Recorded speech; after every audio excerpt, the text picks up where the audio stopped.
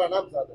મારું નામ દિનેશભાઈ જોશી છે। હું રાજકીય સંસ્કૃત પાઠશાળાનો વિદ્યાર્થી છું। અમારા દ્વારા આ પર્જન્ય યાગ કરવામાં આવે છે। પર્જન્ય યાગની અંદર ભગવાન ઇન્દ્ર મહારાજને રીઝવવા માટે અનેક પ્રકારના દ્રવ્યો, જેમાં ખીર, જવ, તલ વગેરે, વાંસ, લીલો વાંસ, કમોદ, નાગરમોદ, અનેક દ્રવ્યો દ્વારા ભગવાન ઇન્દ્ર મહારાજને પ્રસન્ન કરવામાં આવે છે।